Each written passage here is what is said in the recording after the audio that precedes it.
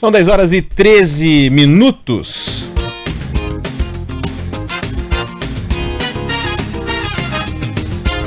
Daqui a pouquinho a gente vai falar sobre a virada cultural aqui em São Paulo, entrevista com o secretário municipal de cultura, Hugo Pozzolo, sobre essa 16ª edição do evento e que tem neste ano o mote Tudo de Arte, Nada de Aglomeração. São mais de 400 atrações, uma versão bem diferente aí da virada, claro, por causa da pandemia do coronavírus, né? A começar pela data que normalmente a gente tem essa virada sendo realizada em maio. Quem vai trazer então os detalhes pra gente é o secretário municipal de cultura aqui de São Paulo, o Hugo Pozzolo. Secretário, muito bom dia, obrigado por atender a Band News FM. Como é que vai ser resolvida essa questão aí da aglomeração? Vão ser todas as apresentações mesmo pela internet, né? Uma virada diferente, mas não podíamos não ter a virada também, né, secretário? Bom dia. Exatamente, Ivan. Bom dia a você, aos ouvintes da Band News. Um prazer estar falando aqui, especialmente sobre a virada, que é um símbolo da nossa cidade, né? E que a gente está fazendo com esse mote aí, tudo de arte, nada de aglomeração. Boa parte da programação acontece online, como você falou, pelo site da própria virada e também pelas redes dos próprios artistas. A gente tem como atração principal, a partir do Teatro Municipal, todos os ritmos no nosso palco plural. Então a gente tem lá do samba, MPB, forró, rap, reggae, música clássica, tudo vai acontecer com atrações incríveis, como a Elza Soares, que eu acho que é um grande destaque, junto com o Renegado, né? Ela faz um show sensacional, Arnaldo Antunes, Criolo, Glória Groove, MC Kekel, Renan da Penha, Elba Ramalho, o Quarteto de Cordas da cidade de São Paulo, a Orquestra Sinfônica Municipal de São Paulo, e ainda o terceiro encontro nacional de mulheres na roda de samba, com a Martinalha e a Fabiana Cosa. Então esse é uma grande live, né, que começa aí a partir das 6 da tarde no site da virada, e aí o pessoal vai acompanhando. Mas além disso tem outras coisas, tem muita intervenção acontecendo pela cidade, que é a parte mais, digamos, presencial, sem aglomeração. Então tem muito evento acontecendo, como projeção em penas, né, que são as projeções de videomappings. A gente tem também artistas atuando em paredões, nas empenas, no alto de prédios, ou seja, usando a paisagem urbana para uma interferência artística sem gerar aglomeração. E além disso, as pessoas vão ser surpreendidas aí nos seus bairros com música passando. Então vai passar, por exemplo, um caminhão com um pianista tocando, ele vai atravessando o bairro, você vai ouvir essa música à distância e desfrutar desses momentos da virada cultural.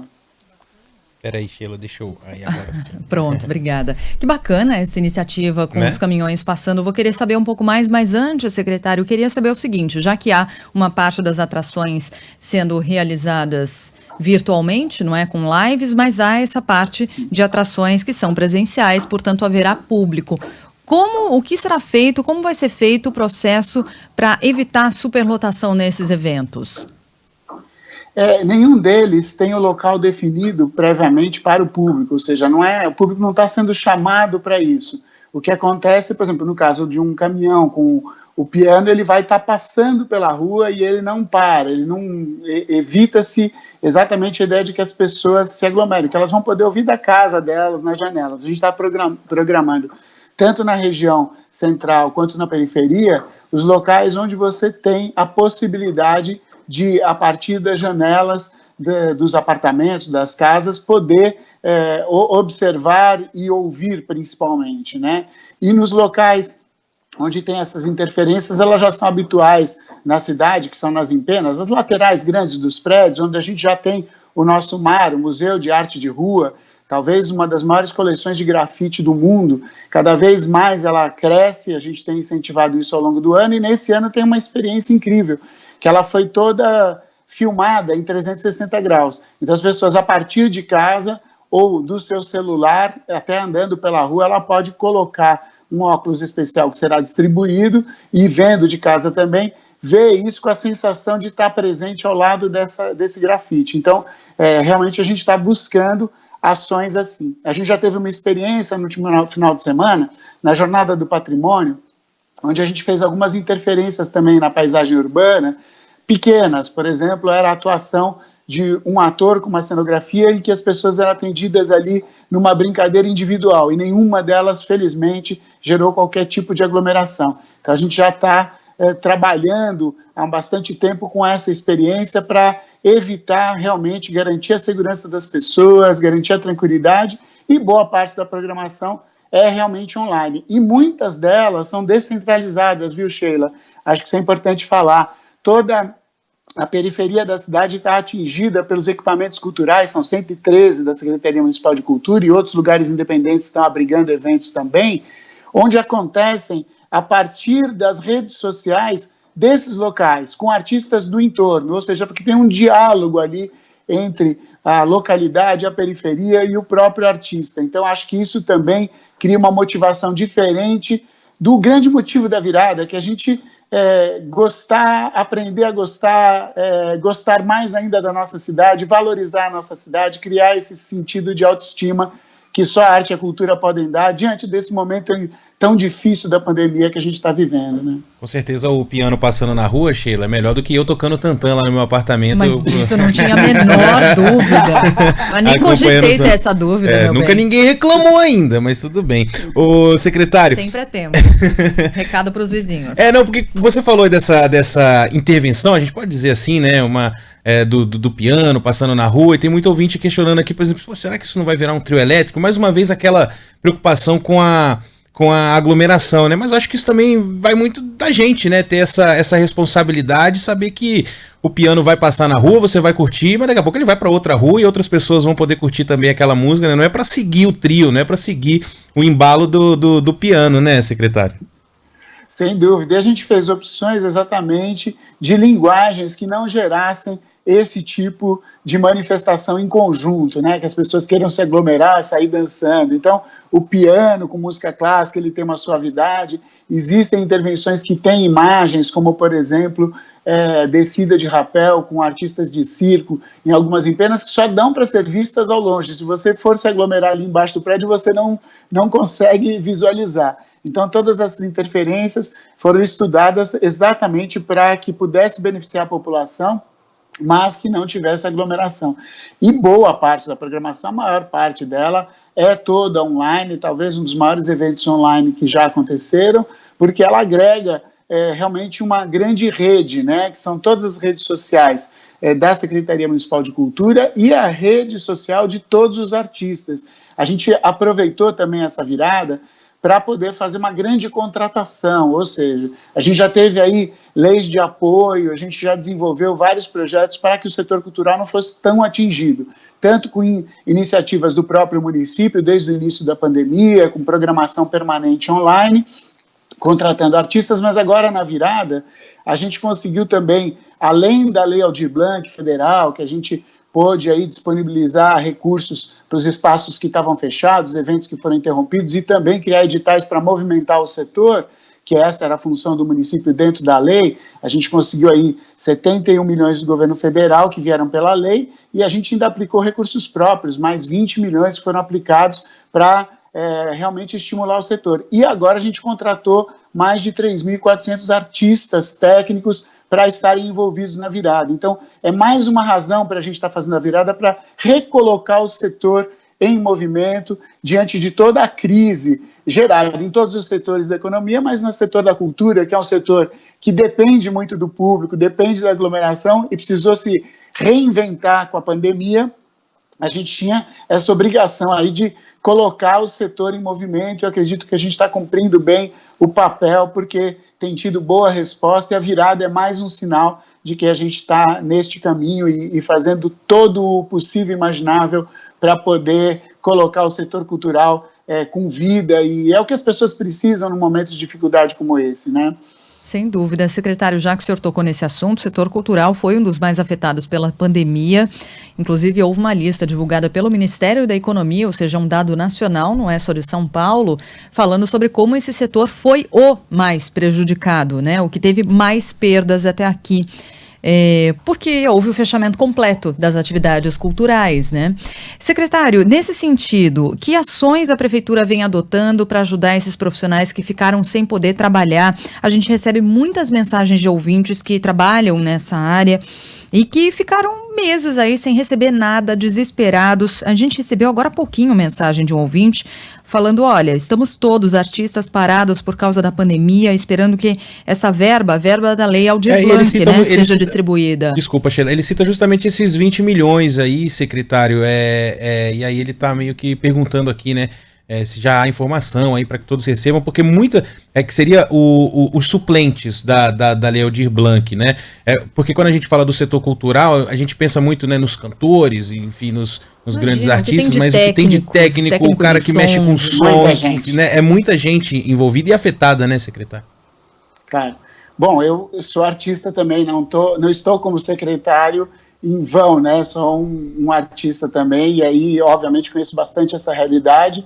E esses 20 milhões, eles já estão suplementados e todo o pagamento será feito ainda esse mês da suplementação. Mas a maior parte, mais de 80% de todos os editais e todo o subsídio dado no chamado inciso 2º, que atende espaços e territórios que tiveram atividade interrompida, já estão pagos. O que ficou para o final foram aqueles que tiveram problemas de recurso ou que tiveram algum dado que o Banco do Brasil devolveu o pagamento para algum erro, ou cometido na inscrição, ou que não foi passado na nossa avaliação. Mas eles todos estão corrigidos e a gente tem como estimativa, até o dia 16 de dezembro, ter realizado todos os pagamentos, incluindo o pagamento dos suplentes, porque isso foi uma suplementação de recursos que a gente tinha próprios e que foi destinando de outras programações para exatamente atender o setor.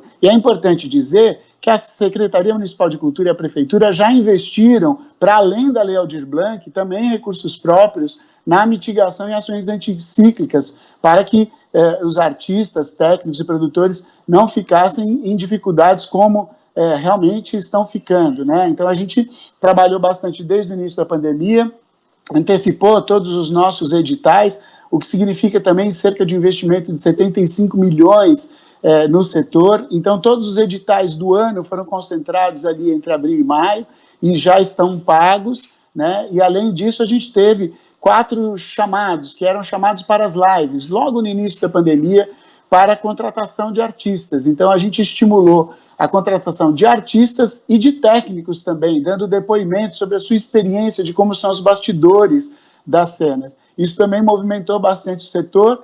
Depois, quando chegou em agosto, a gente ainda teve uma ação específica de teatro, que foi deu um resultado incrível, que foi o Palco Presente, com a contratação de espetáculos de teatro que aconteciam nos teatros da prefeitura e também nos teatros independentes. Isso foi um grande festival que aconteceu em agosto, de lives, acontecendo direto do palco, diferente da live que acontece na casa do artista.